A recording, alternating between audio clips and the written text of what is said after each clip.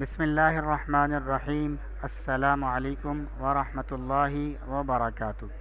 البدر school secondary boys Garden East campus کی جماعت نہم دہم میں اردو آن لائن کلاس میں آج سے ہم ایک نئی نظم گرمی کی شدت شروع کرنے جا رہے ہیں۔ اس نظم کے جو شاعر ہیں ان کا نام ہے میر انیس۔ تو چلیے شروع کرتے ہیں۔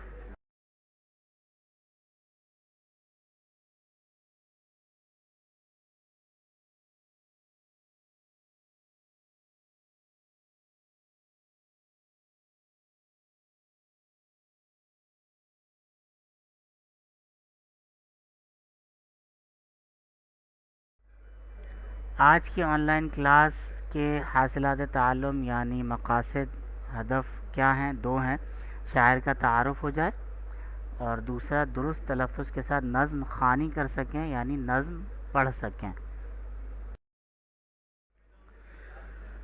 پہلے ہدف کی طرف چلتے ہیں جی، شاعر کا تعارف دیکھتے ہیں۔ میر انیس ان کا نام ہے، ولادت ان کی 1803، وفات ہے 1874، یعنی 71 سال ان کی کل عمر ہے۔ میر ببر علی نام ہے، انیس تخلص ہے۔ فیض آباد ہندوستان کے سید گھرانے میں پیدا ہوئے۔ آپ حضرت امام موسیٰ کاظم رحمہ اللہ کی اولاد میں سے تھے۔ حضرت امام موسیٰ کاظم رحمہ اللہ ویسے تو ہمارے بھی بڑے بزرگوں میں سے ہیں، لیکن اہل تشیع حضرات کے امام ہیں، 12 اماموں میں سے ایک ہیں، ان کی اولاد میں سے یہ ہیں۔ آپ نے شاعری میں فارسی اور عربی زبان کے الفاظ کثرت سے استعمال کیے ہیں۔ انیس نے ہزاروں نوحے اور بہت سے سلام تحریر کیے۔ نوحہ کسے کہتے ہیں انشاءاللہ تعالیٰ وہی وقت آنے پر بتائیں گے۔ سلام سے مراد یہاں پر اہل بیت میں سے کسی پر سلام بھیجنا یا حسین رضی اللہ تعالیٰ عنہ پر سلام بھیجنا، جیسے ہم درود و سلام کہتے ہیں ویسے ہی سلام وہ انہوں نے تحریر کیے ہیں۔ آپ نے واقعہ کربلا کو اپنے اشعار میں نہایت کمال سے منظر نگاری، کردار نگاری اور مکالمہ نگاری کی صورت میں پیش کیا ہے۔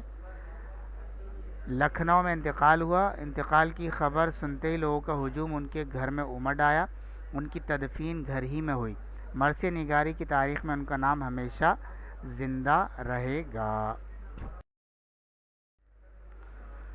نظم پڑھنے سے پہلے ایک آدھ بات وہ یہ کہ یہ بھی میر انیس کا ایک مرثیہ ہی ہے، جس میں انہوں نے میدان کربلا کا کچھ نقشہ کھینچا ہے کہ اس وقت وہاں گرمی کیسی تھی، اس گرمی میں وہاں کی نہر کا کیا حال تھا اور وہاں پرندوں کا کیا حال تھا، درختوں کا کیا حال تھا۔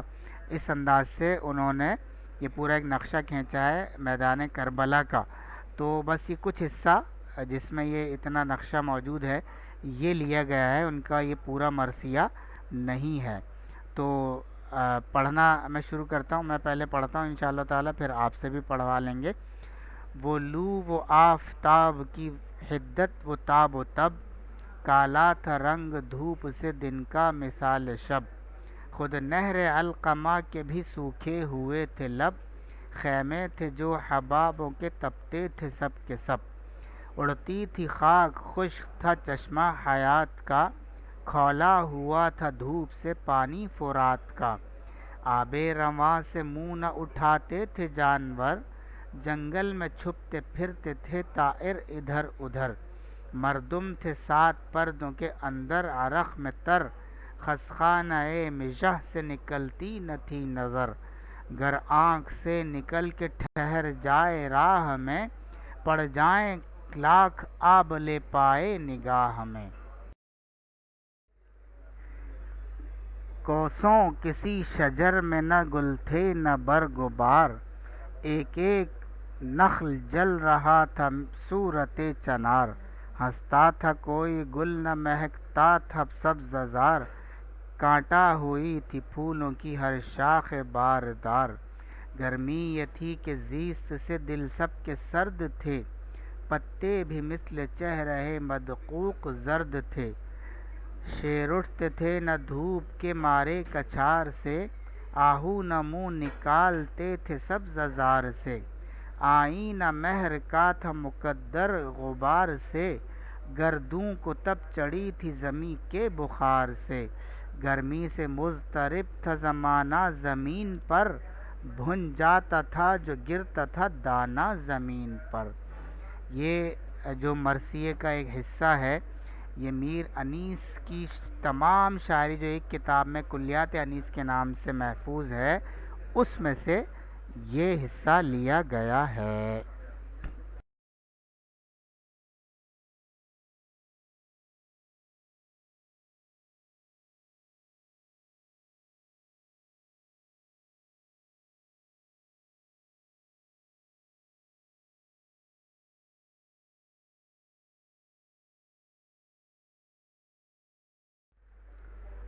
ہوم ورک آج کے لیے کیا ہے؟ کتاب میں دی گئی فرہنگ سے اس نظم کے مشکل الفاظ کے معنی معلوم کر کے مشکل الفاظ ہی کے اوپر پینسل سے لکھ لیجئے۔ فرہنگ ڈکشنری کو، لغت کو کہتے ہیں، جو آپ کی اردو کی کتاب کے آخر میں موجود ہے، اور اس میں الف بائی ترتیب پر ہر سبق کے مشکل الفاظ باقاعدہ عنوان دے کر، اس سبق یا نظم کا عنوان دے کر اس کے تحت لکھے گئے ہیں۔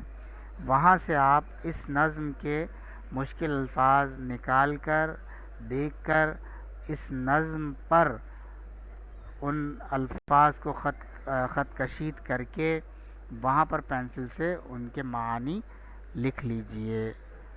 السلام علیکم ورحمۃ اللہ وبرکاتہ۔